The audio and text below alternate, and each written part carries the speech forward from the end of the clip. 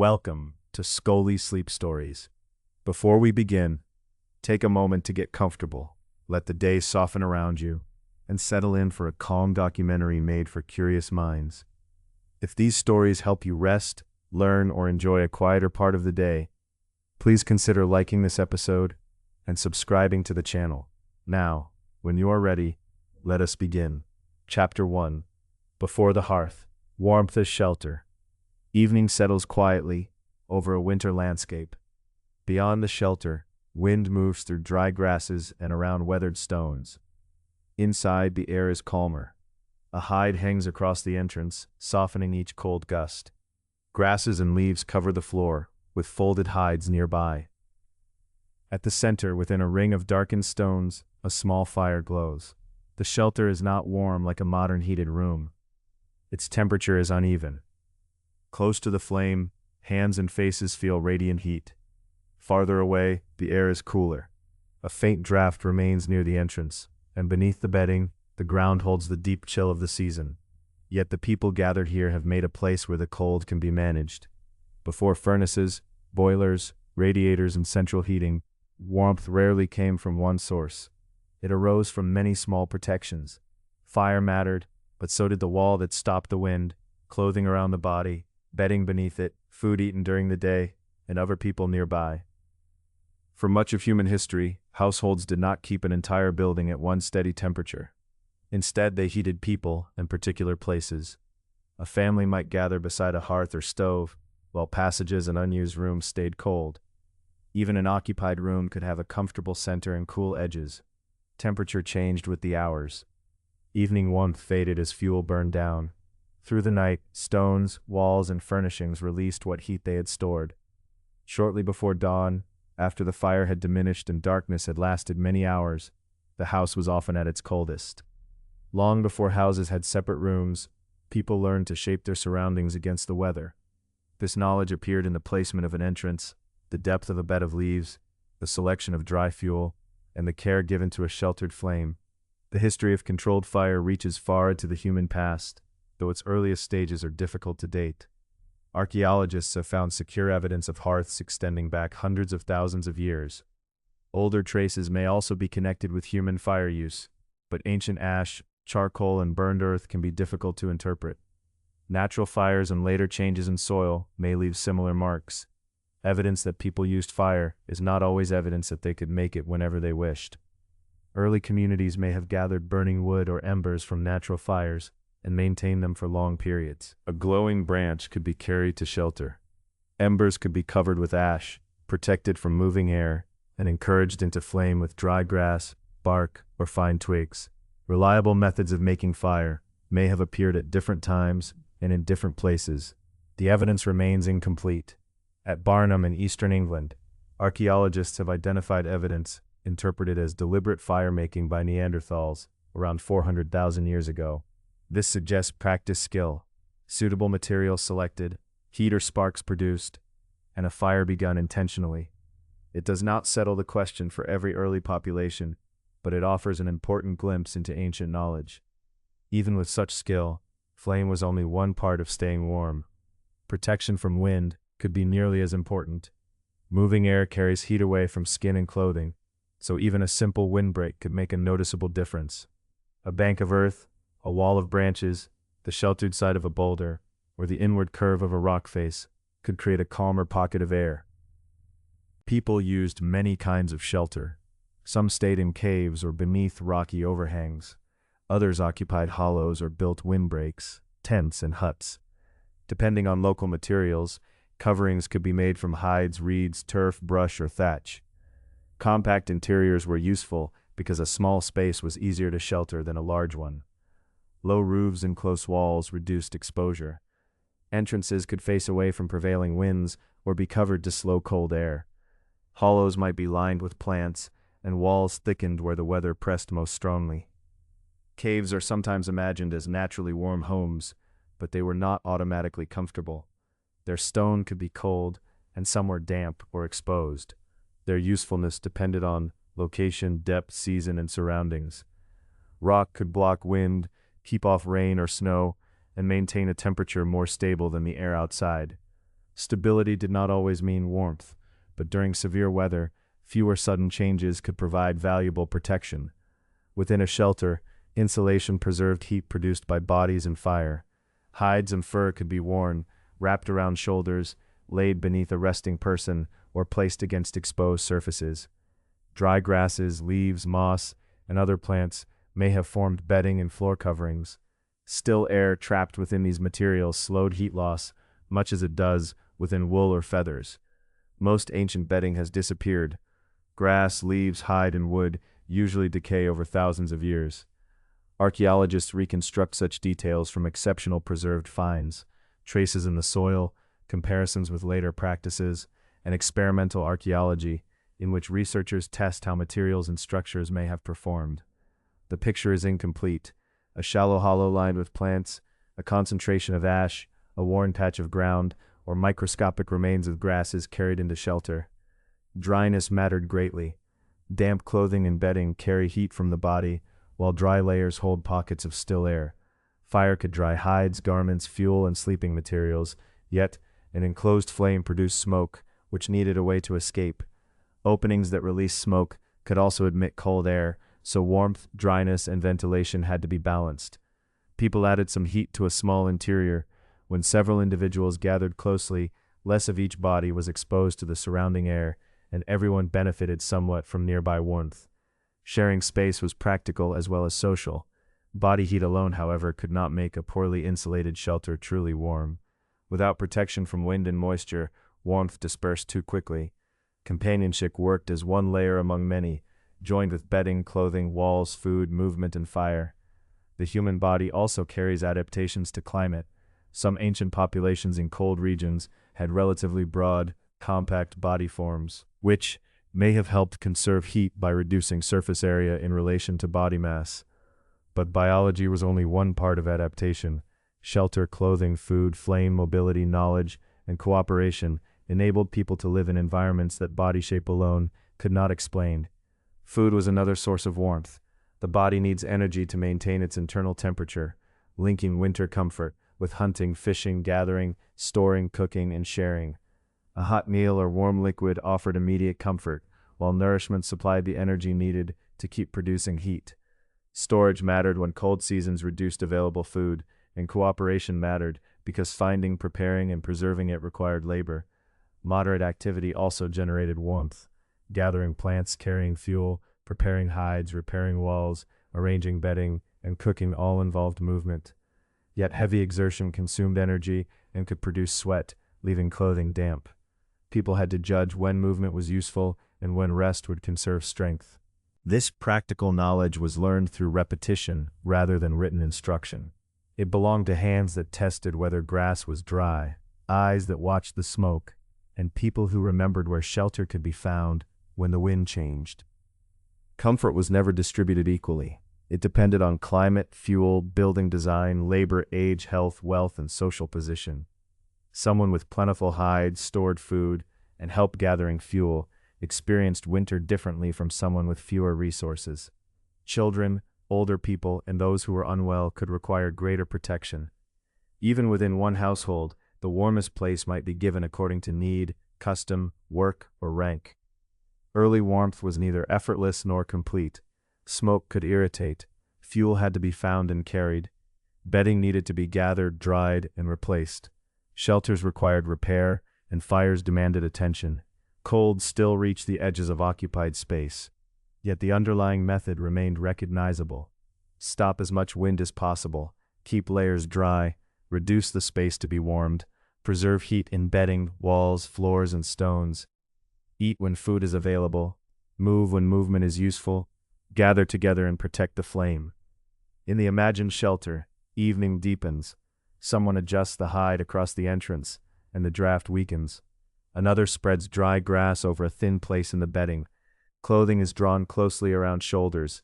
Food has been cooked, and what remains is set aside. No single part of the shelter has defeated the cold. Each has made a modest contribution. The land turns away the strongest wind. Walls hold quieter air.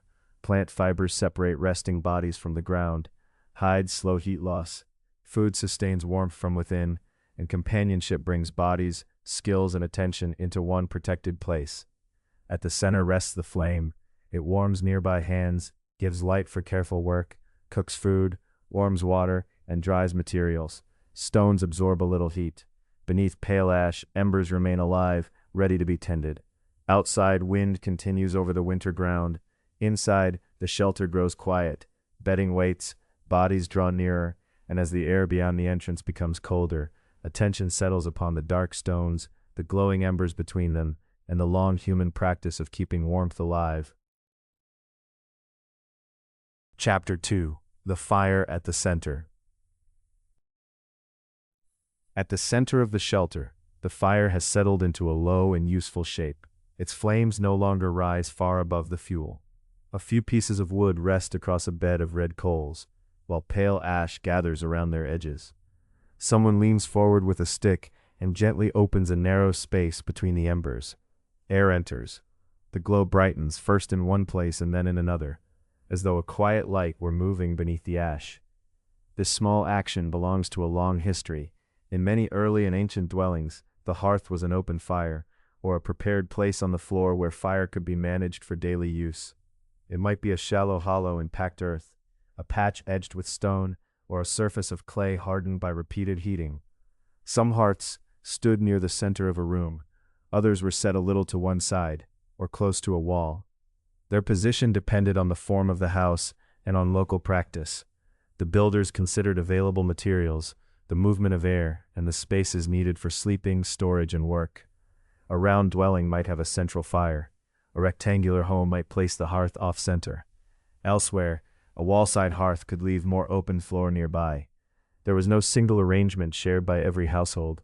Each home developed its own familiar patterns. Those who lived there learned where smoke tended to drift, where fuel could be kept dry, which corner remained coolest, and how near one might sit without becoming uncomfortable. One fire could serve many purposes. It warmed the people closest to it, cooked food, heated water, and provided light after sunset. Damp cloth, footwear, baskets, or bundles of plants could be placed at a careful distance to dry. The same heat might support craft activities, perhaps by warming, softening, or drying materials being shaped by hand. A useful domestic fire, however, was not always a tall and brilliant blaze. Large flames could consume fuel quickly, scatter sparks, and make some forms of cooking difficult. Much household work depended instead on steady, controlled heat. A quiet bed of coals could be more valuable than a brief tower of flame. The person beside the hearth understands these differences. With the end of a poker, they move one burning piece toward the center, where it catches more fully. To one side lies a patch of glowing coals suitable for a pot. At the outer edge, beneath a veil of gray ash, the heat is gentler. A small vessel may remain there without boiling too rapidly. Nearby, damp cloth hangs where warmth can reach it, though safely beyond the sparks.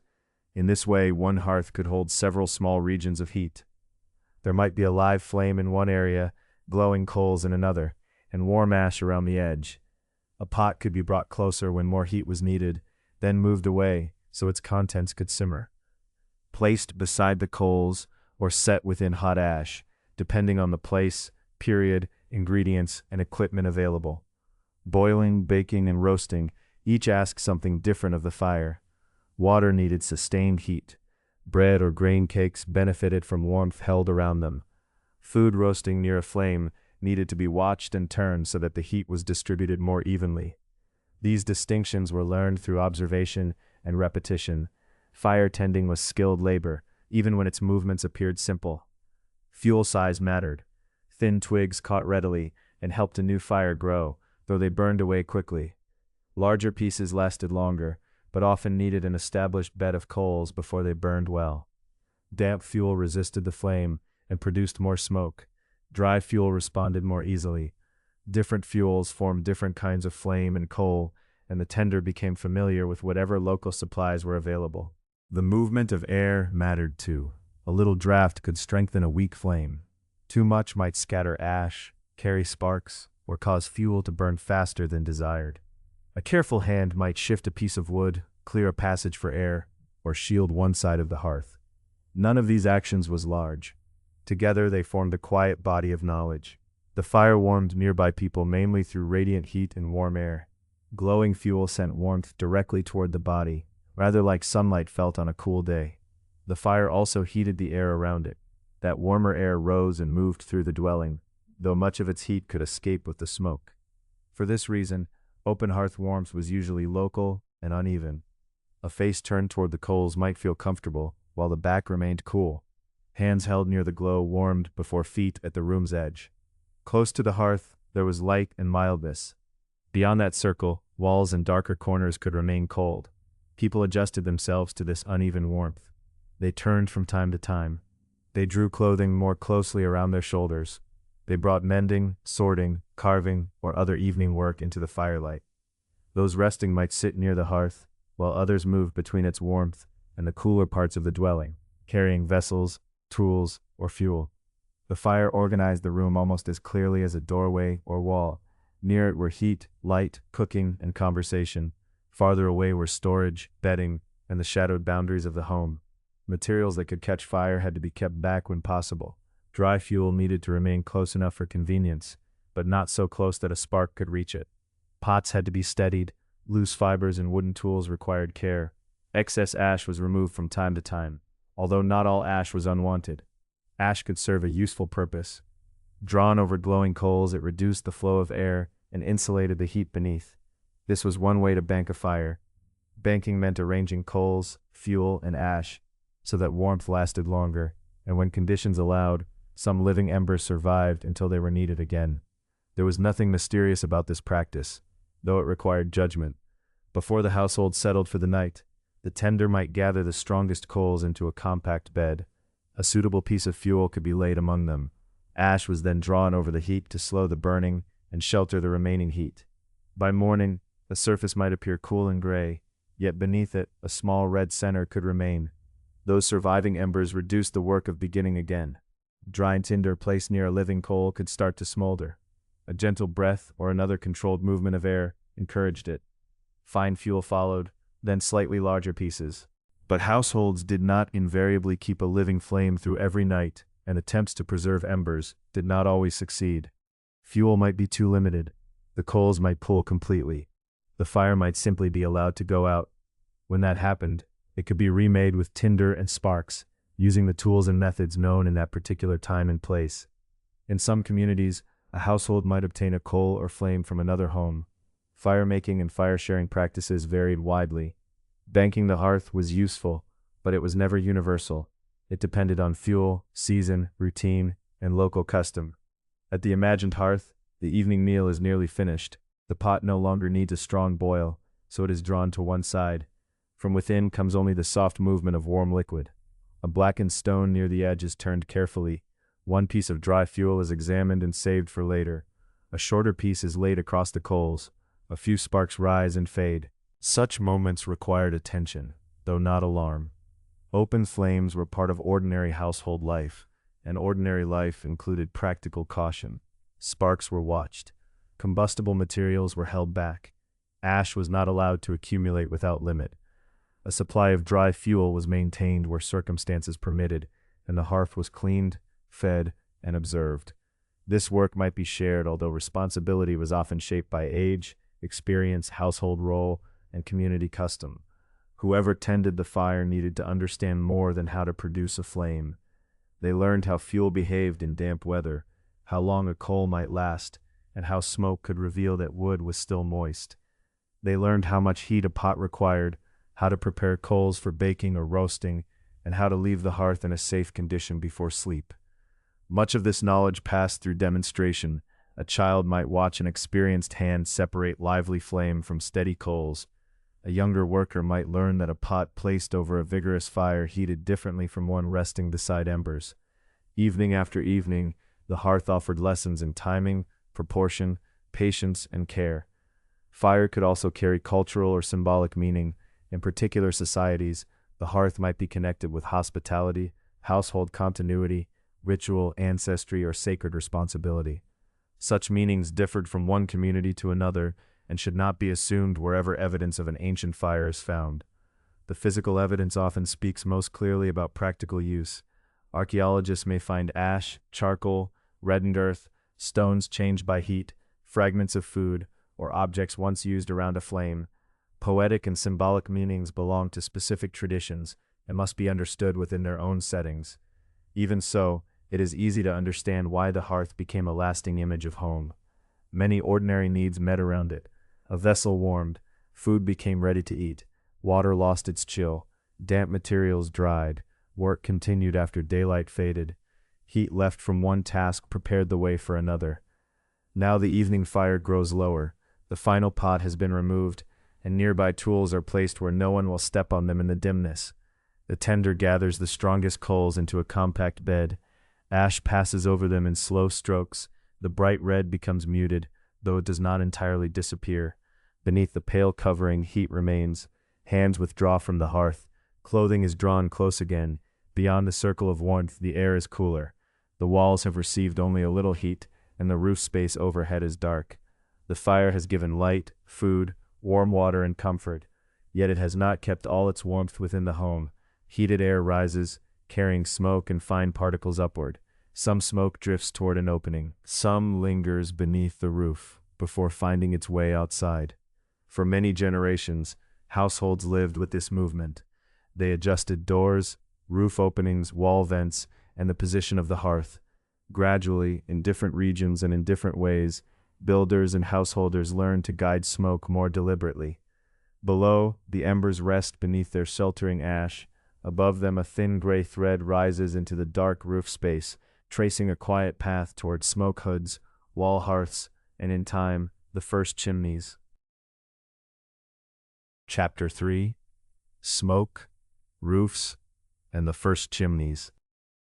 The thin gray thread rises from the covered embers. At first, it climbs almost straight upward, warmed by the coals below. Then it slows beneath the roof, spreads among the timbers, and turns gently with the moving air.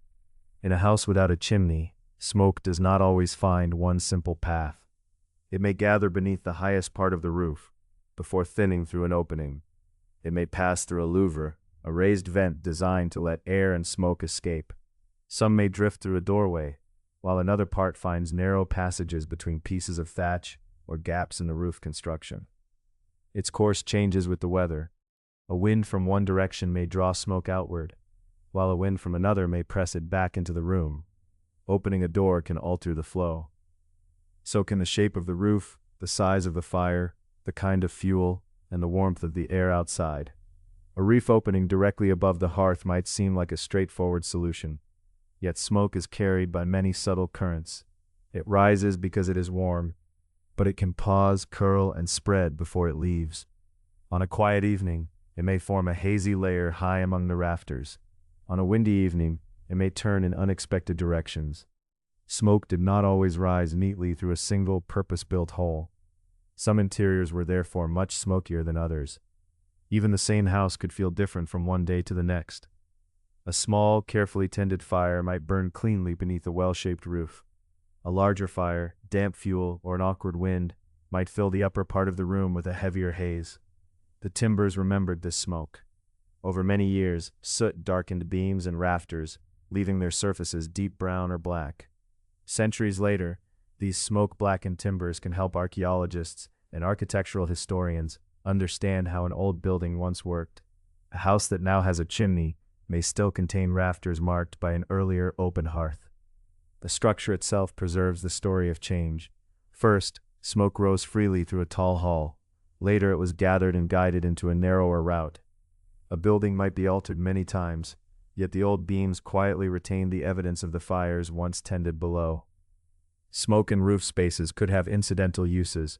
It might discourage some insects, and its dry warmth could help season or preserve materials stored above. Foods were also deliberately exposed to smoke in many traditions, yet these possible benefits did not make a smoky interior healthy. When fuel burns incompletely, it releases more than the smoke that can be seen. Wood, peat, dried dung, crop waste, charcoal, and coal can all produce fine particles and harmful gases. Among those gases is carbon monoxide, which cannot be seen or smelled. Long exposure to smoke and other combustion products, especially for those who spent many hours near the household fire.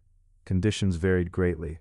A large high hall with a modest fire and useful ventilation might carry much of its smoke above the occupied space.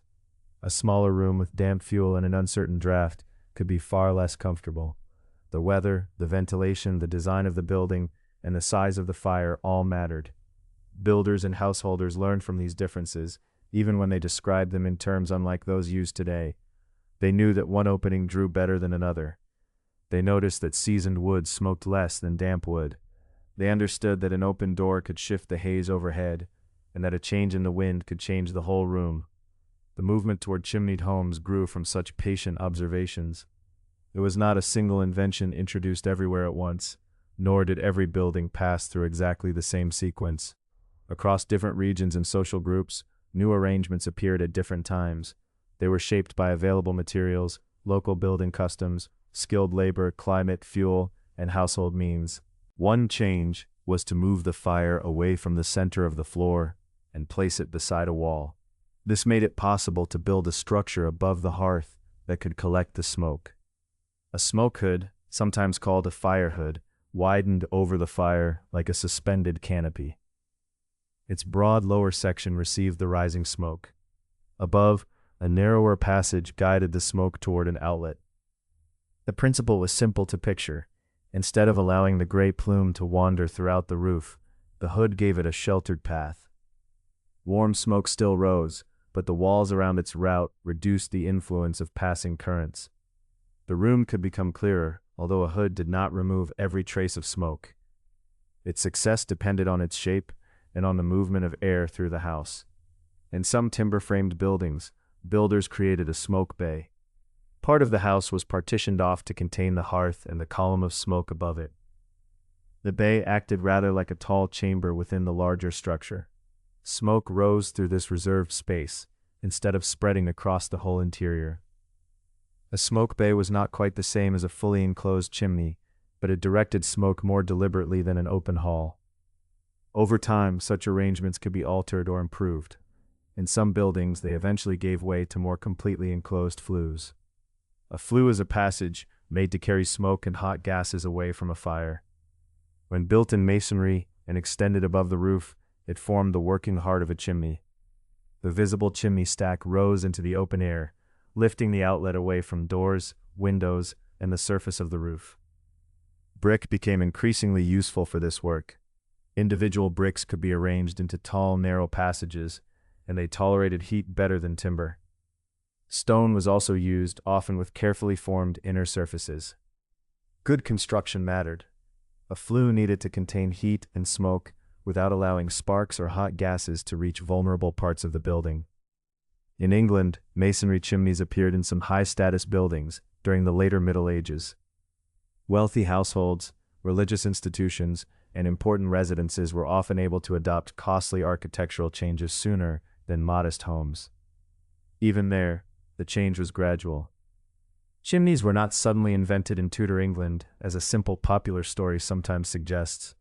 Earlier forms existed, and chimney adoption varied substantially by place and social position. Ordinary domestic buildings did not all acquire them at once.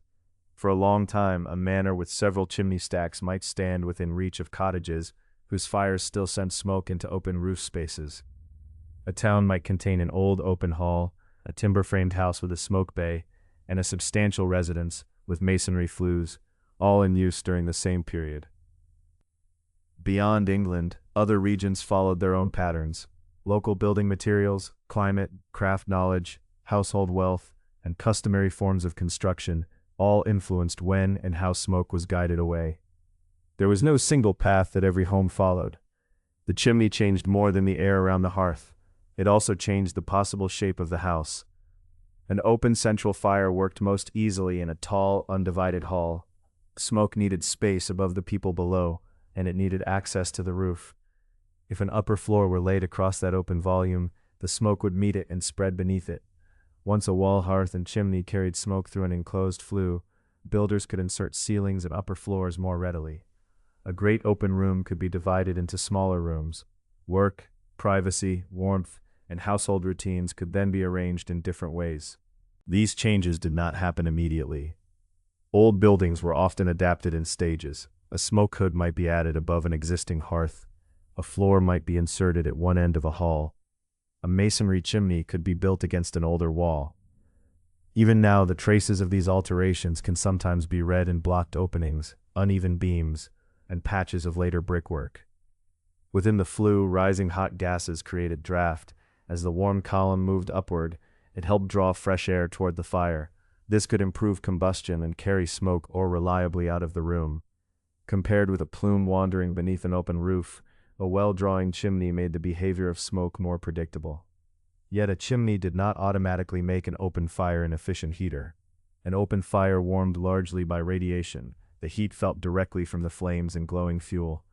People sitting near the hearth can feel this warmth on their faces and hands, even while the farther corners of the room remained cool. At the same time, a strong chimney draft could pull warmed room air into the fireplace and carry it up the flue. The smoke departed, but some of the household's warmth went with it.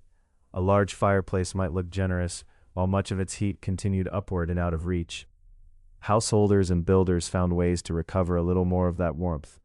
An iron fireback could be placed behind the fire. This heavy plate protected the masonry from direct heat.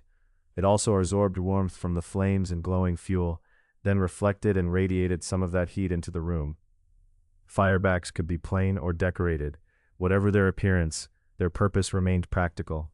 They guarded the hearth wall and returned part of the fire's warmth to the people gathered nearby. On the imagined winter evening, the difference made by a chimney is modest, but meaningful. The embers still need tending. Fuel must still be gathered, carried, dried, stored, and rationed. The room remains warmer near the hearth and cooler beside the outer walls. Warmth is still local rather than evenly spread, but the smoke now has a clearer path. It rises from the embers, gathers beneath the hood, narrows into the flue, and passes above the roof. A passing current of air may still affect the fire, and a poorly drawing chimney may still allow smoke into the room. Yet when the arrangement works well, the haze beneath the rafters grows thinner. Below, the beams are easier to see. A table can stand where smoke once lingered. A ceiling may divide one level from another, and doors may close between smaller rooms. The household can organize itself differently because the fire no longer requires the whole open height of a hall. Outside, the chimney stack becomes part of the roofline. A little smoke emerges into the winter air, rises and slowly disappears. The hearth continues its familiar work. The fire provides light, cooks food, warms water, and gives a small circle of comfort to those who draw near. Shutters are closed against the dark. Stools and benches are moved closer to the warmth. In one dwelling, the room is small and plain. In another, a broad hall holds many people. Elsewhere, monastery walls enclose a measured round of work, prayer, food, and rest. The adoption of chimneys did not make these households equal in comfort. It did not remove the labor of finding fuel or the chill of an unheated room. It did, however, allow smoke to find a more deliberate route. And once smoke could be guided away from the center of the house, the people within could arrange their rooms and their evenings in new ways. Beyond the chimney stack, the last gray thread thins into the gathering night. Within, the household turns toward its winter routine. Doors close, clothing is drawn close, bedding waits in a cooler corner of the house. Near the hearth, the remaining glow rests against the dark iron of the fireback. From this clearer path of smoke, the story moves gently onward into a medieval winter evening, where cottages, townhouses, monasteries, and great halls prepare for night, in rooms of very different size, wealth, and comfort. Chapter 4. A Medieval Household in Winter. The winter evening settles around a medieval dwelling, though the phrase medieval dwelling can describe many different places. The Middle Ages stretched across centuries and regions, through climates, customs, and building traditions that varied widely. A cottage beside a field did not function like a narrow urban house. A monastery followed a different rhythm from a manor, and a castle was not simply a larger version of an ordinary home. Yet in many of these places, evening brought a familiar sequence of small tasks. Daylight faded, wooden shutters were closed, work was gathered from benches and tables, clothing was drawn close, and people moved toward whatever warmth the household possessed. Let us begin in a modest home, where one principal heated room serves many purposes. Here the fire is not decorative. It warms the room, cooks the food, helps dry damp clothing, and gives enough light for useful work to continue. A pot may hang near the flame while someone mends a garment. A wooden tool with a loosened handle waits to be repaired. Wool is spun, thread is wound, and tomorrow's tasks are discussed in low voices. Cooking, textile work, repairs, conversation, prayer, and rest may all take place within a few paces of the hearth. There is little separation between kitchen, workroom, and sitting room because the same space must serve as all three. Its compactness can be helpful in winter. The fire has a smaller space to warm, and the heat of several people contributes quietly to the shelter of the room. The household does not expect every corner to feel the same. Near the hearth, faces and hands receive the fire's direct warmth. Beside an outer wall, the air remains cooler. If the dwelling has another chamber or a loft, it may be unheated altogether. Warmth is arranged by distance. A stool is shifted closer to the flame. A child settles beside an older relative. Work requiring nimble fingers is done where the light and heat are strongest. As darkness gathers, someone crosses to the windows. Glass exists in the medieval world, but it is costly and far from universal. Many windows depend mainly upon wooden shutters. In particular places and periods, translucent materials may admit a little daylight while softening the wind, but arrangements vary according to local crafts and household means. The shutters meet with a muted wooden sound, and a bar or latch holds them closed. They do not make the room perfectly airtight, but they can reduce the steady movement of cold air. Obvious gaps may be stopped with whatever suitable materials are available. The aim is not perfection. The household simply finds the drafts it can feel and limits the worst of them. A hanging cloth near a bed or a favored seat creates a gentler boundary within the room. A partition may divide a larger space into smaller areas, allowing people to occupy the more sheltered part of the building. None of these measures creates warmth, yet each helps prevent warmth from being lost too quickly. Compact shelter does not mean easy comfort. Fuel must be rationed. Smoke may still trouble the room. Clothing may remain damp after outdoor labor. Floors might be beaten earth, timber, or another plain surface. The familiar image of every medieval floor softened by thick rugs belongs more readily to wealthy interiors and later imagination than to most modest homes. In many households, warmth comes through careful management rather than abundance. Without leaving the same evening, we can imagine a larger household some distance away. Its hall contains more space, more people, and perhaps a larger hearth. Servants carry dishes, benches stand beside long tables. A screen separates part of the service area from the main hall. The fire may be brighter than the cottage flame, but the size of the room works against it. A large hall is difficult to warm evenly. Those seated near the hearth feel more heat. Those farther away remain in cooler air, while warmth rising toward the roof does little for feet at floor level. A person may see a substantial fire across the room and still feel the chill of the wall beside them. Household rank influences where people sit, work, and sleep. A wealthy family may have private chambers with additional hearths. It may possess more fuel, thicker textiles, better bedding, and a greater quantity of woolen cloth. Servants may sleep in service spaces, passages, or rooms connected with their work. Beds may be shared because space and bedding are limited, or because household custom encourages it. The arrangement of people within a building reflects status as well as the search for warmth. On the walls of an affluent manor, castle, or religious institution, tapestries may soften a chamber. Their woven seams offer decoration and display status, but the cloth also places a layer between the occupants and a cold wall. It may reduce the chill felt from stone and provide some protection from drafts. Curtains and hangings can likewise enclose a bed or divide a chamber. Such textiles should not be imagined in every cottage. Fine tapestries require skilled labor, costly materials, and considerable resources. They belong chiefly to wealthy households and institutions. A modest family may instead use a simpler length of cloth where it matters most, perhaps near a sleeping place, beside a seat, or across a troublesome opening. Nor do thick castle walls guarantee comfortable rooms. Heavy masonry can absorb heat and release it gradually. Yet stone that has remained cold for days can take warmth from the room before giving much back. An unheated castle chamber may still feel deeply cold, despite the strength and grandeur of its walls. Additional fireplaces, plentiful fuel, and the labor of servants can improve comfort, but they do not make an enormous stone building easy to heat. In another part of the winter landscape, monastery bells mark the evening according to a different order. Monastic communities vary by religious order, period, location, and the customs of each house. In some monasteries, fires are restricted according to season and purpose. Heat may be reserved for the sick, for necessary work, or for particular rooms, rather than provided throughout the entire complex. Some monasteries maintain a designated warming room, often known as a calefactory.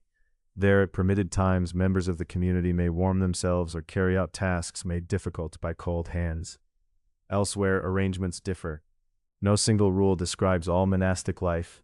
The church, dormitory, kitchen, infirmary, workrooms, and other spaces have different needs, while each community balances bodily comfort with discipline, economy, prayer, and daily work. Whether the setting is a cottage, an urban house, a monastery, a manor, or a castle, winter warmth depends upon repeated human effort. Someone has closed the shutters, someone has carried the fuel, someone has repaired the screen, arranged the bedding, stirred the pot, and hung the damp garment where it can dry without coming too close to the flame. Much of this labor falls upon servants, tenants, laborers, women, and children. The pleasant warmth of a hearth cannot be separated from the work that sustains it. Even the comfort of a wealthy household depends upon journeys to a woodpile, hours of cutting and preparing fuel, and close attention to the household stores. In poorer homes, the same tasks weigh more heavily because there is less fuel to spare. As the evening advances, active work begins to slow. A spindle is set aside. The repaired tool is placed near the door for morning. Bowls are cleaned as circumstances allow, and remaining food is covered or stored. People shift nearer the hearth, not all at once, but one stool and one bench at a time. The fire is not encouraged into a grand blaze. A large fire would consume precious fuel and demand further attention. Instead, the household prepares the hearth for the night. Remaining pieces of fuel are drawn together. Ash may be placed over the embers so that they burn more slowly. This is often called banking the fire. The purpose is to preserve a little warmth, and when possible, a living ember that can help kindle the next morning's flame. In other homes, the fire is simply allowed to diminish. Its light becomes lower and redder.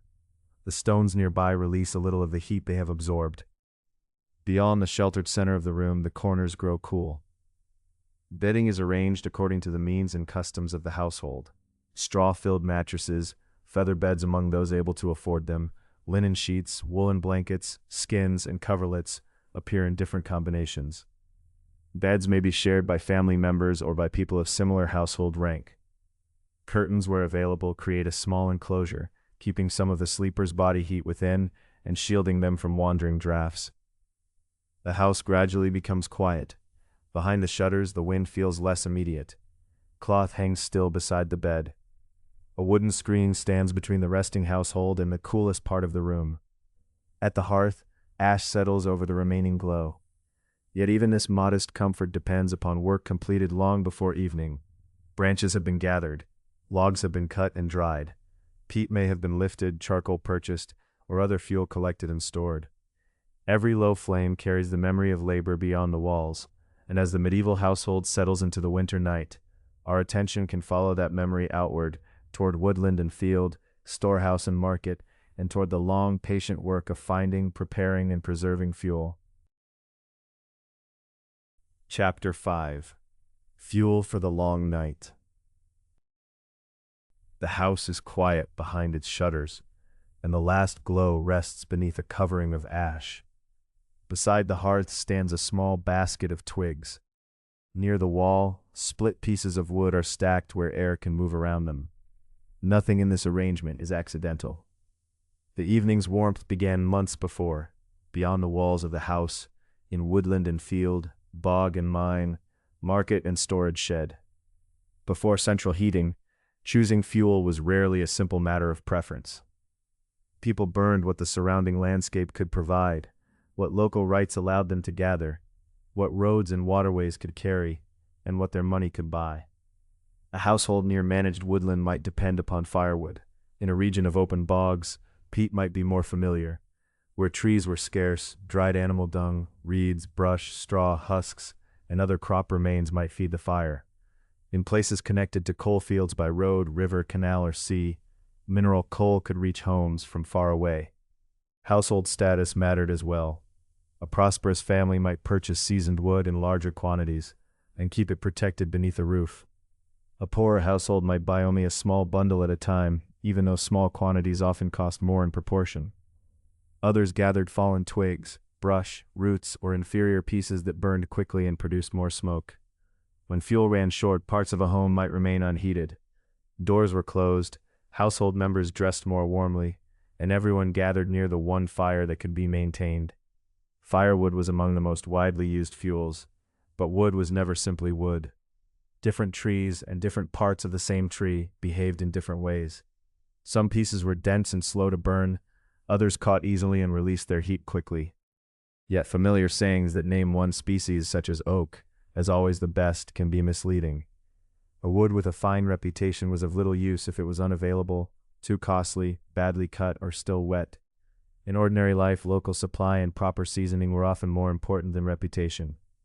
Freshly cut wood contains moisture. Before it can burn well, much of that moisture must leave. Logs were split and stacked with enough space for air to pass between them. A roof might protect the pile from rain, while open sides allowed the breeze to move through. This drying process, often called seasoning, required patience. Preparation began long before the coldest weather arrived. Wet wood burned poorly because part of the fire's energy was used to evaporate the moisture within it. It tended to smoke more and gave less useful warmth. Dry wood, by contrast, caught more readily and burned more steadily. Near the hearth, small dry pieces might be kept for beginning a fire. Twigs, brush, and narrow splits helped the first flame take hold. Larger pieces could be added. These generally burned longer and required less frequent tending. Even a simple stack of logs represented many kinds of work. Trees and branches had to be cut, gathered, carried, divided into manageable lengths, split, dried, guarded, and stored. In some communities, people held customary rights to gather fallen wood or cut particular kinds of growth from shared land. These rights could be carefully defined and sometimes disputed. Living near a forest did not necessarily mean being free to take whatever one wished. Woodlands could also be deliberately managed. In coppicing, trees were cut near the ground so that new stems grew from the base. In pollarding, branches were cut higher on the trunk. Repeated in cycles, such practices could provide poles, branches, and fuel without removing the entire tree. Regulations, customary rights, and careful management could help protect future supplies. Even so, older methods of fuel use were not automatically sustainable. Growing demand could place woodland under pressure, especially near towns and other places where large quantities of fuel were required. Long familiarity with a landscape did not always prevent damage to it. Some wood was transformed into charcoal. Charcoal and ordinary coal are different fuels, though their similar names can make them easy to confuse. Charcoal begins as wood. It is made by heating wood while restricting the supply of oxygen, so that the material changes instead of burning completely away. The finished charcoal can burn with strong heat and less visible smoke than raw wood. These qualities made charcoal useful for household fires and for other work requiring concentrated heat. Yet its production required labor and consumed a considerable amount of wood. A quiet charcoal fire could also be deceptive. Charcoal can produce carbon monoxide, an invisible and dangerous gas. When burned indoors without adequate ventilation, it could cause serious harm. Less visible smoke did not mean that an enclosed room was safe. Where bogs spread across the landscape, people could turn to peat. In parts of the North Atlantic world, peat became a major domestic fuel. Preparing it was seasonal labor. The peat was cut from the bog, shaped into blocks, and laid out to dry. Later, the blocks might be turned and arranged in small stacks, where moving air could continue the slow work of removing moisture. The process lasted for weeks or months and could not be hurried. Only after the blocks had dried sufficiently could they be carried home and stored for winter. By the time a piece of peat rested beside the hearth, it had been cut, shaped, handled, dried, stacked, transported, and protected from renewed rain. Its warmth in winter depended upon patient work completed much earlier in the year. Peatlands were not limitless stores of fuel. Repeated cutting altered them. As with woodland, long use did not guarantee harmless use. The balance between immediate household need and the condition of the surrounding land could be difficult, especially where people had few alternatives. In drier or less wooded regions, households made use of other materials. Animal dung could be shaped and left to dry. Straw, reeds, husks, prunings, and other crop residues might also be collected. Such fuels could be essential where timber was scarce or expensive. Their use also involved choices. Dung and plant remains could be returned to fields to help improve the soil. Burning them for cooking or warmth meant they were unavailable for that purpose. The fire at the center of a household was therefore connected to the wider work of farming, just as it was connected to woodland, bog, and mine. These fuels behaved differently from thick logs. Some burned quickly, while others smoldered. Through repeated experience, a household learned how to combine them, how to arrange them, and which material suited a particular task. A handful of dry twigs might establish the fire. Crop waste might warm a cooking pot. A block of peat or a larger piece of wood could help the hearth endure into the evening. Knowledge lived in small, familiar gestures. There was the spacing between pieces of fuel, the careful placement of a twig, and the quiet decision to add more now or save it for later. The person tending the hearth understood not only the flame before them, but also the amount still stored away and the length of winter yet to come. Coal brought another set of possibilities. Unlike charcoal, coal is a mineral fuel mined from the earth. Its use expanded at different times in different regions, depending upon the location of deposits, the cost of extraction, and the means available to transport it. In Britain and parts of North America, coal became increasingly important for urban and industrial heating from the early modern period into the 19th century. Roads, rivers, coastal shipping, canals, and later railways carried it toward towns and cities. Where wood was scarce or costly, coal could provide concentrated heat. Yet coal also carried serious costs. Mining altered land and required difficult labor. Burning coal produced smoke and soot.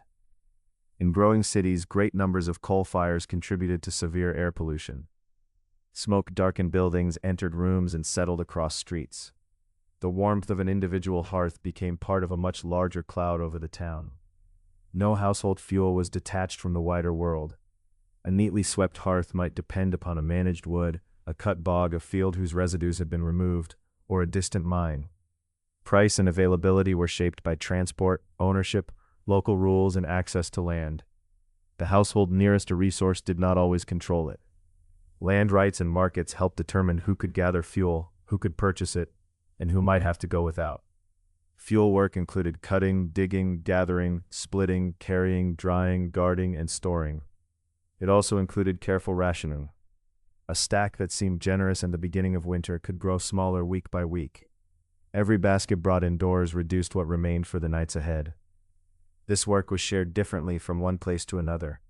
Fuel gathering was not universally women's work.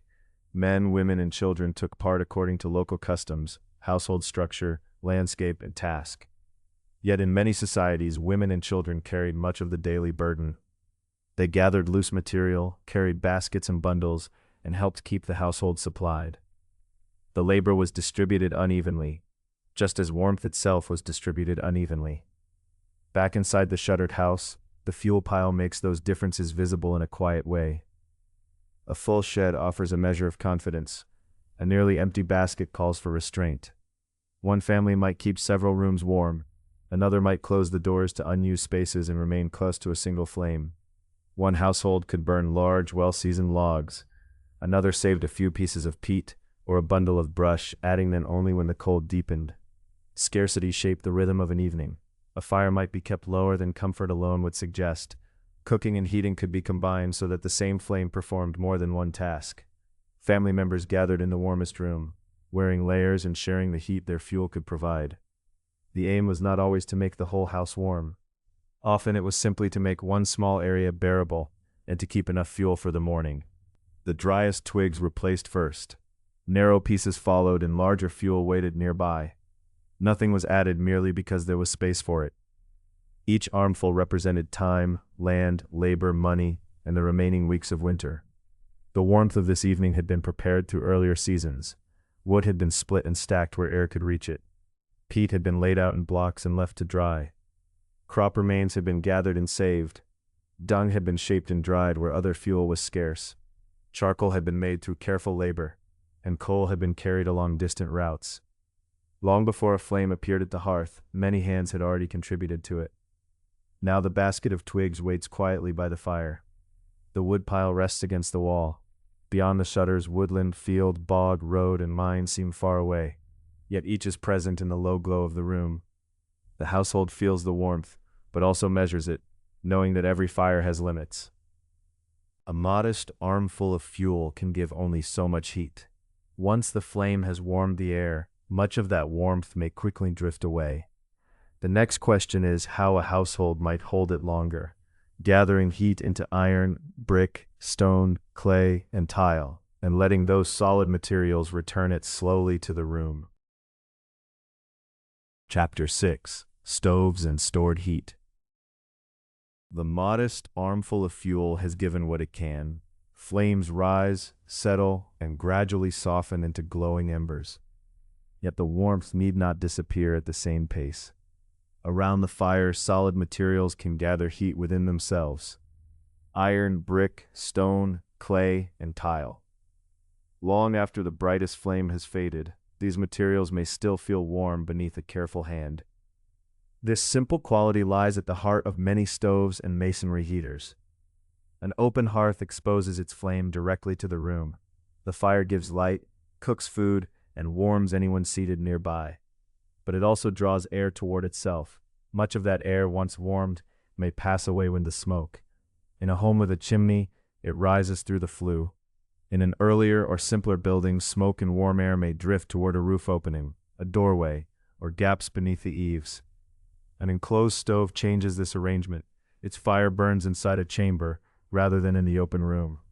Openings and dampers can control the air entering the fire, while smoke and hot gases are guided along a planned route before leaving the building. The enclosure helps contain sparks and makes the burning fuel easier to regulate.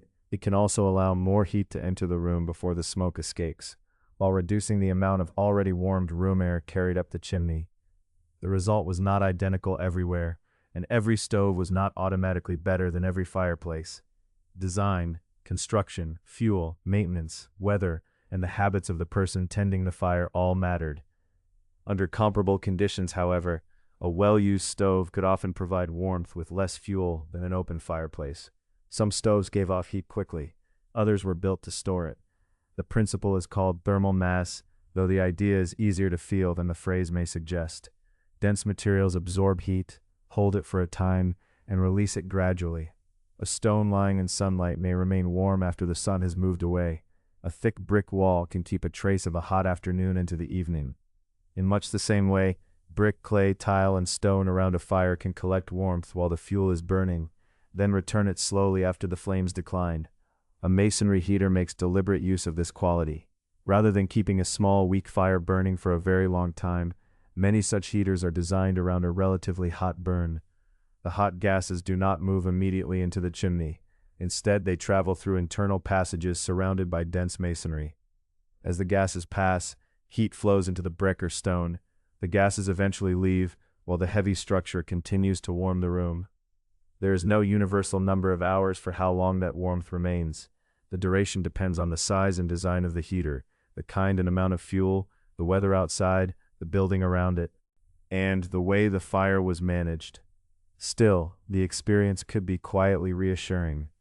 The visible flame might be gone, yet the tiled wall or broad masonry surface would continue to give off mild, steady warmth. Ceramic tiled stoves became especially characteristic of parts of Central and Northern Europe. Their forms and dates varied widely. Some were fairly plain, others were tall structures assembled from molded glazed tiles in deep green, brown, cream, blue, or white. In alpine regions, a tiled stove could dominate a room both physically and decoratively. It might stand like a warm piece of architecture rising toward the ceiling, with ledges, rounded corners, and ornamented panels catching the gentle light. The tiles were not merely decoration. They formed part of the heat-giving surface.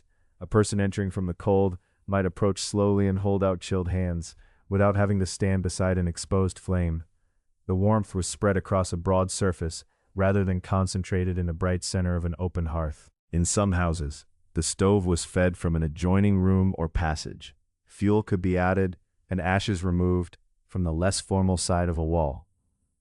The main chamber remained quieter and cleaner, with less smoke, ash, dust, and firewood carried through it. Guests or household members saw the patterned tiled surface rather than the working fire chamber behind it. Large masonry stoves sometimes included heated benches, ledges, sleeping platforms, or other places where stored warmth could be felt directly. Someone might sit beside the stove to mend clothing, prepare food, read, or speak softly with another member of the household. In some regions, broad, warm platforms became especially valued during severe winters. Here, heat was no longer only something to face from across a room. It could rise beneath a seated body or linger in a masonry bench after the fire had been tended.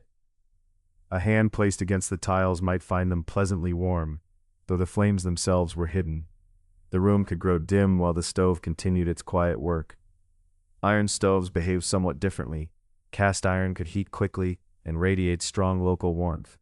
As iron production and transport expanded, cast iron stoves became increasingly important in Europe and North America. A compact enclosed fire could warm the people and objects gathered near it, even when the rest of a building remained cool. The iron surface might be plain or decorated with raised patterns. A small door opened onto the fuel chamber, and a stovepipe guided smoke toward a chimney. As the stove warmed, the iron expanded slightly, sometimes making soft ticks and muted metallic sounds. Nearby damp gloves might dry, a kettle might remain warm, and boots could be placed at a sensible distance. That distance mattered. Iron could become dangerously hot. Stove users needed to regulate the fuel, leave clear space around the stove, and use guards where children, clothing, or furnishings might come too close. Enclosing a fire reduced loose sparks in the occupied room, but it did not remove the need for care. A stove concentrated heat into a solid surface, and that surface had to be treated with respect. Not all contained sources of warmth were fixed in place. Braziers, which held glowing charcoal or coals, offered portable local heat. They appeared in many forms across long spans of history. A brazier might warm the hands and feet of people sitting nearby, and some could also support a cooking vessel. Because it was movable, it could bring warmth to a small gathering rather than attempt to heat an entire house. Yet charcoal carried an invisible concern. Glowing coals can produce carbon monoxide, a poisonous gas that cannot be seen or smelled. Little visible smoke does not mean that charcoal is safe in an enclosed space. Portable, charcoal heat was never harmless simply because its glow seemed calm and quiet. A brazier therefore offered limited, immediate warmth, suited to a small circle nearby. It could not safely be understood as a smokeless answer to every cold room. As with the stove and hearth, its use required knowledge, attention, and care. Long before the tiled and cast iron stoves of later centuries, Roman builders had explored another way of directing heat through a structure. In a system called a hypocaust, a furnace sent heated air beneath a raised floor. Small supports held the floor above an open space, allowing the heated air to travel underneath. In some buildings, wall flues carried warmth upward as well. The system is especially associated with Roman baths, where heated floors and warm rooms could be part of a carefully arranged interior. Some wealthy private buildings also had hypocaust heating. A visitor might cross a floor warmed from below, while workers elsewhere tended the furnace and supplied its fuel. Such comfort required considerable labor, construction, and fuel. Hypocausts were not ordinary features of every Roman home. They were concentrated in baths and in some prosperous buildings where enough resources and workers were available to keep them operating. A hypocaust distributed heat from one furnace, but it should not be treated as the direct ancestor of every later heating system. People in different places repeatedly found different ways to move, contain, and store warmth. Similar needs did not always produce a single line of development. Nor did enclosed stoves cause open hearths to disappear all at once. Hearths and stoves coexisted for centuries, often within the same region and sometimes within the same building. A kitchen might retain a broad cooking fire, while another chamber relied on a tiled stove. A household might use a fireplace for light cooking and direct warmth, then depend on an enclosed stove where careful fuel use mattered most. Local building traditions shaped these choices. So did the available materials, the fuel supply, the climate, the wealth of a household, and the ordinary work carried out in each room. One home might gather around exposed flames. Another might sit beside warm tiles. Elsewhere, a bench, floor, or iron surface held and returned the heat. Across these different arrangements, the same quiet principle remained. Fire produced warmth, but dense material can slow its departure. Brick, clay, stone, tile, and iron received heat from flame and hot gases, then passed it into the surrounding room. Some materials warmed quickly, others took longer and released their heat more gently. Each household learned the character of its own stove. In the winter evening we have been following, the fire is now lower. Behind the stove door, the last fuel settles into embers. No flame reaches into the room, and few sparks escape. Heat has traveled through iron or along hidden masonry passages. It rests in dense walls, patterned tiles, and a broad bench where folded cloth has been set aside. The room sounds different from one warmed by an open hearth. There is no bright flame lifting and falling in plain view. Instead, the stove gives a soft tick as the material adjusts to the changing temperature. A hand near the tiled surface feels a broad, even warmth. Farther away, the air is cooler. The stove has done its work for the evening, but it cannot preserve warmth alone. Even stored heat gradually moves toward colder places. It passes through a gap around a window, rises toward a high ceiling, settles against an outer wall, or drifts into an unused room when a door is left open. And so attention turns outward from the source of heat. A hand reaches for the curtain. A shutter is checked. The edges of a rug lie firm against the floorboards, and an inner door closes gently. Walls, fabrics, ceilings, floors, and smaller winter rooms now take their part, holding close the warmth that fire, fuel, iron, stone, clay, and tile have patiently gathered. Chapter 7. Dressing the House. The inner door closes gently, and the room becomes a little quieter. Behind the stove door, the last fuel has settled into embers. Warmth remains in the iron, in the tiles, and in the broad bench beside the wall. Yet no household can keep heat forever. It moves toward colder places. It rises toward the ceiling, passes through gaps, meets chilled walls, and travels around doors and windows with the moving air. For this reason, conserving warmth was often more practical than making a larger fire.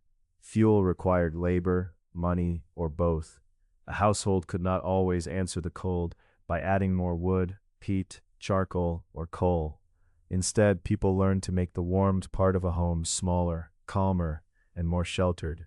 The house itself became another layer around the people within it. Across many places and periods, homes were built in compact forms. A compact plan could reduce the amount of outer wall exposed to the weather. Historical builders did not necessarily describe this in the language of modern building science. They worked through local tradition, available materials, and long experience. A form that had proved useful through many winters might be built again. Doorways could be placed where the wind struck less directly. An entrance lobby or passage sometimes stood between the outer door and the occupied room. When the door opened, the cold air entered the passage first, rather than moving in a straight current toward the hearth or stove. Windows were often small or protected. Wooden shutters could be closed after daylight faded, blocking the wind and reducing heat exchange at the opening. One shutter settles against its frame. A latch is checked, and the room darkens slightly. At once the low glow from the fire becomes more noticeable along the walls. Curtains later added another useful layer. Their value came partly from the still air held between cloth and window. A curtain did not make warmth, but it could help preserve what was already there. As the fabric was drawn, it softened the cold presence of the window and slowed the movement of air nearby. The same broad principle appeared in walls and roofs, though different materials behaved in different ways. Earth, turf, thatch, timber, and wattle and daub could reduce heat loss under suitable conditions. Layered materials could hold small pockets of still air, creating a barrier between the occupied room and the weather outside. A thick thatched roof contained many such spaces. Timber, earth, and turf offered their own forms of shelter. Brick and stone provided strength and changed temperature slowly, but thick masonry was not the same as insulation. A heavy stone wall might retain warmth after it had been heated for a long time. Yet once stone had become thoroughly cold, it could absorb warmth from the room, the fire, and the people nearby. Thick stone did not automatically make a warm home. A large stone chamber might remain chilly, even while a bright fire burned at one end. Ceiling height mattered as well. because warm air rises. In a high hall, much of the warmer air could gather far above the people seated below. A low ceiling kept the occupied space more compact. Interior partitions could divide a larger building into smaller rooms, allowing household life to gather where warmth was most needed. In towns, neighboring buildings often shared walls.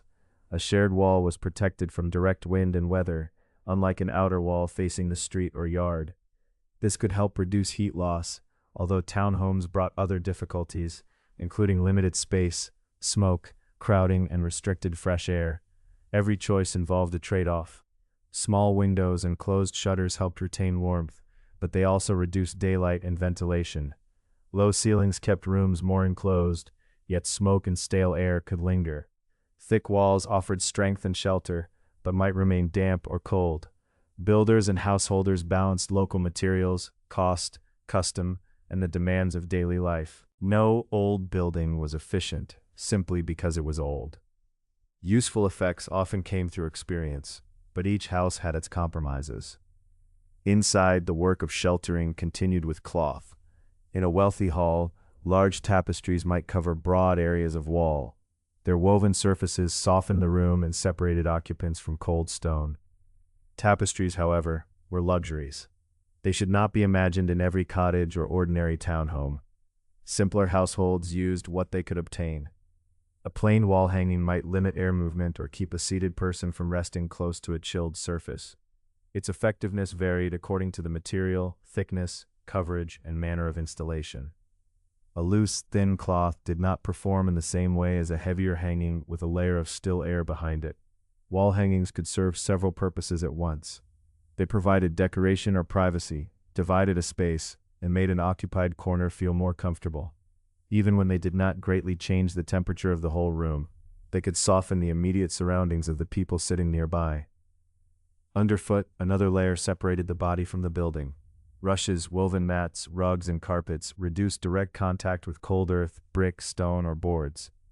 Their availability differed greatly by region and social status. Fine carpets might be rare and costly, while rough mats or rushes were more accessible in some places. None of these coverings heated the floor. They simply made the surface less quick to draw warmth from feet resting upon it. A person crosses the room now, moving from bare boards onto a woven mat. The change is modest, but it can be felt. The floor remains cold beneath the covering, while the feet are no longer pressed directly against it. Another small boundary has been placed between the body and the winter night. Near an open fire, a screen could create an even smaller shelter. Heat from an open hearth was rarely distributed evenly through a room. Much of its comfort came from direct radiant heat. A person facing the flames might feel warm across the face and hands, while a cold draft moved behind the shoulders.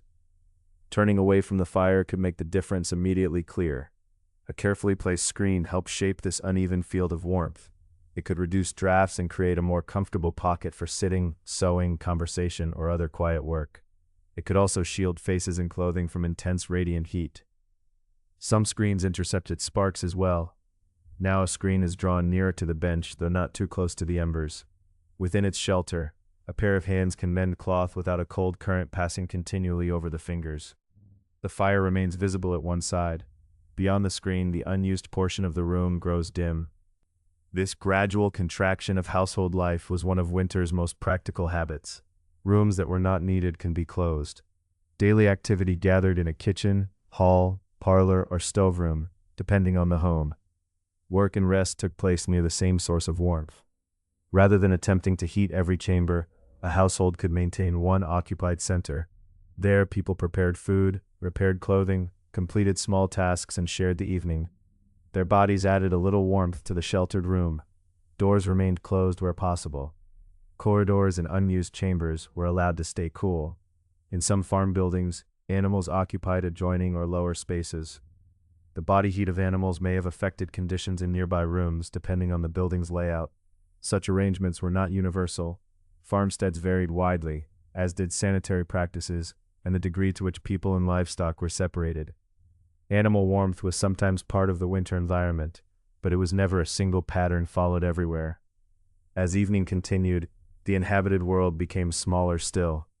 Beyond the closed inner door, the passage cooled. Beyond the shutter, wind moved against the outer wall. Inside, activity remained concentrated around the bench, the mat, and the steady warmth of the stove. Soon, attention would turn toward sleep. An enclosed bed created a small, sheltered zone within the larger room. Bed curtains reduced the movement of air around the sleeper. They did not produce heat, but they allowed the warmth of the body and bedding to remain within a more limited space. The pattern repeated at every scale. The walls and roof enclosed the house. Interior partitions enclosed the winter room. A screen sheltered the chair. Curtains surrounded the bed. Each boundary slowed moving air, reduced exposure to drafts, or separated the body from a colder surface. Warmth was local and layered, rather than broad and even. This mattered especially in homes heated by open fires. The air in the room might never become uniformly warm. Comfort could depend on where a person sat, which direction they faced, whether a draft crossed the floor, and how close they were to a cold wall. A sheltered corner near the fire could feel comfortable, while the far side of the same room remained distinctly chilly. So the household arranged itself around small zones of comfort. A bench stood near the stove, a chair turned toward the hearth, a screen interrupted the draft, cloth covered the window, and a mat rested beneath the feet. These were not perfect solutions. Closed rooms could become stale. Small windows limited daylight. Heavy curtains and shutters made interiors dark. A thick wall might shelter against wind while remaining cold to the touch. Every retained measure of warmth came with questions of ventilation, light, cleanliness, expense, and convenience. Still, when fuel was limited, these quiet adjustments could matter. Warmth did not have to fill an entire building to be useful. It needed to remain where people cooked, worked, rested, and slept.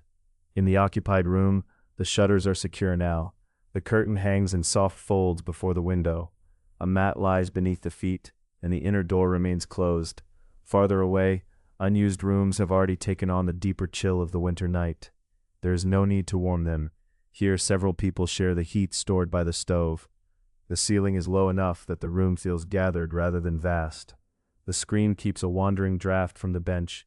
A hanging softens the cold wall behind it. The layers of the house work together, each one modest, each one preserving a little of what the fire has provided. The home has been dressed as carefully as its means allow, not perfectly and not without compromise, but with shutters, partitions, floor coverings, curtains, and practiced attention. Outside, the night continues. Inside, the household has drawn closer to its warm center. Yet walls and fabric can only shelter the warmth around a person. They cannot carry it through a cold passage or into an unheated room. Once the house has been made as protected as possible, the final layer must rest closer to the skin. A hand leaves the curtain and reaches toward folded wool. The room has put on its winter coverings. Now the people within it begin to do the same. Chapter 8. Dressing the Body. A hand leaves the curtain and reaches for folded wool. The room has put on its winter coverings. Now the people within it begin to do the same. Their garments wait on a wooden chest near the stove, close enough to lose some chill but safe from stray sparks. They're ordinary things, mended and familiar. A linen shift, woolen stockings, a long outer garment, a shawl, and a cap. Their colors have softened with wear. One elbow bears a careful patch, and a turned hem has been repaired to serve another season. Before central heating, clothing often provided more dependable personal warmth than trying to heat an entire room. A fire might warm one side of a person while the other remained cool. Heat rose, slipped through cracks, and faded into cold walls and windows. Fuel required labor, time, and expense. A coat, cap, or pair of stockings carried protection wherever its wearer went. In this way, the body became a small, warm household of its own. Food supplied energy, and the body used some to maintain its temperature. Clothing did not create warmth as a flame did. It slowed the escape of warmth already produced by the body. Like a window curtain, it kept warm air close and placed barriers between skin and the colder world. Several light or moderate layers could be more useful than one heavy garment. Between them lay pockets of nearly still air. Because air transfers heat slowly when it cannot move freely, these quiet spaces provided insulation. Layers could also be adjusted as the day changed. A shawl might be removed during vigorous work, then wrapped close again during a still evening. Sleeves could be rolled, a collar loosened, or an outer robe exchanged for a heavier cloak before going outside. This flexibility mattered where temperatures varied from the hearth to a shuttered window, passage, workshop, stable, or storeroom.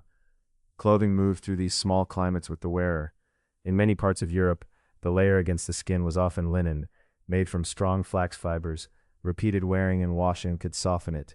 Linen undergarments absorbed perspiration and were easier to wash than thick woolen gowns, coats, or tunics, which dried slowly and could shrink or lose shape. The linen layer thus protected the heavier, costlier clothing above it. Over the linen came wool. Its fibers are naturally crimped, bending and curling rather than lying straight.